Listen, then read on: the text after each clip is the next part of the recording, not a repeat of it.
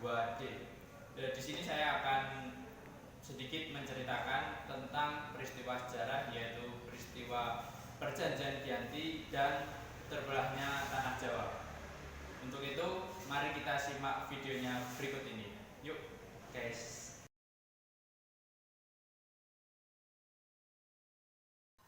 Perjanjian Giyanti adalah sebuah perjanjian yang disusun sebagai bentuk kesepakatan antara pihak Belanda yang diwakili oleh VOC dengan pihak Indonesia yang diwakili oleh Kesultanan Mataram Islam.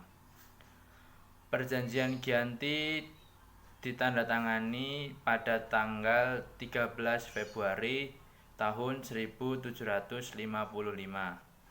Nama Giyanti sendiri diambil dari lokasi penandatanganan perjanjian tersebut.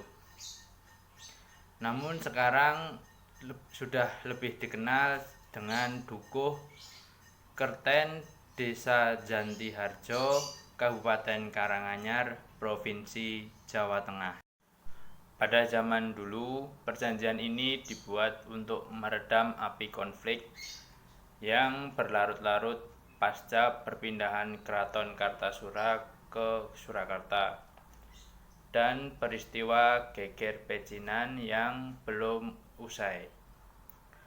Perjanjian ini lahir karena perjanjian antara Hamengkubuwono III, Pangeran Mangkubumi, dan VOC. Ketika itu, Mangkubumi membantu Pakubuwono II untuk meredam api konflik yang sedang terjadi dan dihadiahi sebidang tanah, tetapi hal itu menyebabkan kecemburuan. Kemudian salah seorang pangeran melaporkan kepada Gubernur Batavia, yaitu Jenderal Baron van Hoek, dan Gubernur Batavia pun mengeluarkan keputusan dan membatalkan pemberian tanah tersebut. Pada akhirnya, Mangkubumi pergi dan menyebabkan pecahnya Perang Mangkubumen. Adanya peristiwa Perang Mangkubumen membuat Gubernur VOC untuk wilayah Jawa, yaitu Nicholas Harting, mengambil sikap untuk menyelamatkan wilayah operasionalnya dengan mengajak Pangeran Mangkubumi untuk melakukan perundingan yang dilakukan secara tertutup. Akhirnya, Nicholas Harting dan Pangeran Mangkubumi mencapai kesepakatan yang hendak sama-sama ingin menguasai tanah Jawa. Pada 23 September 1754, nota kesepahaman antara VOC dan Pangeran Mangkubumi terlaksana. Kesepahaman tersebut menyatakan bahwa Mangkubumi mendapatkan wilayahnya, dan kesepahaman tersebut sampai kepada Pakubuwono II.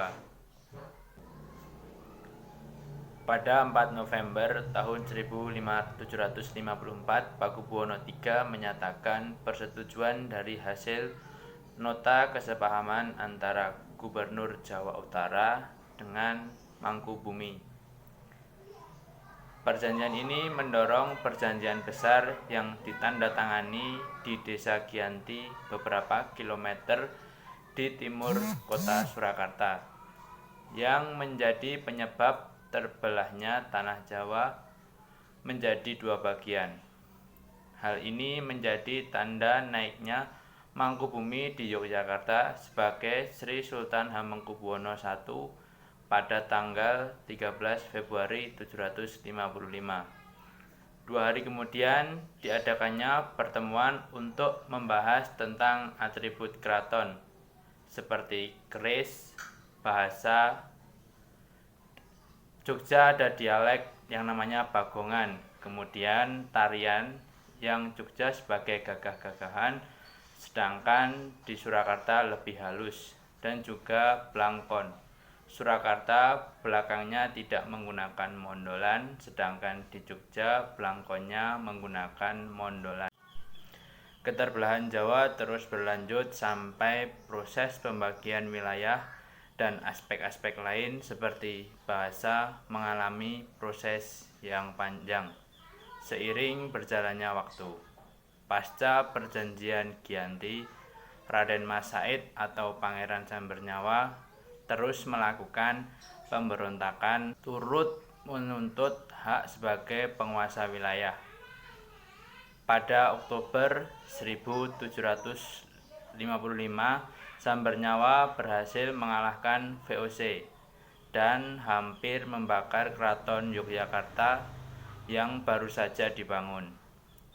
Kemudian VOC menyudahi peperangan dengan menandatangani perjanjian Salatiga pada tahun 1757. Perjanjian ini membuat tanah Jawa kembali terbagi. Pada perjanjian ini, Pangeran Sambernyawa mendapatkan sebagian wilayah di Kasunanan Surakarta dengan wilayah kekuasaan di Kadipaten Mangkunegaran. Terbelahnya Jawa ini belum berhenti pada tahun 1813. Kesultanan Yogyakarta juga terbelah dengan lahirnya Pakualaman, sehingga membuat tanah Jawa memiliki wilayah dengan pemerintahan yang berbeda-beda. Di masa sekarang, Kasunanan Surakarta dan Kadipaten Mangkunegaran menjadi situs cagar budaya, sedangkan Kesultanan Yogyakarta menjadi daerah istimewa.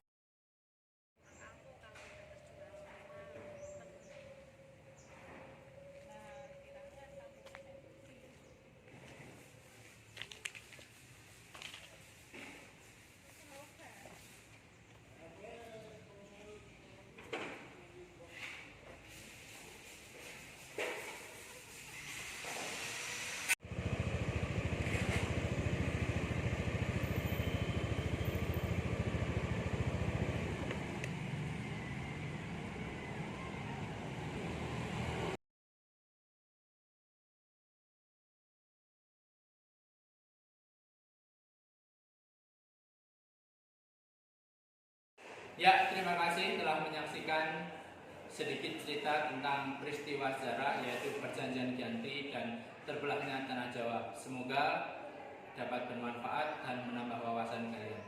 Apabila ada salah kata dari saya mohon maaf. Wassalamualaikum warahmatullahi wabarakatuh. Dan jangan lupa like, komen, dan subscribe.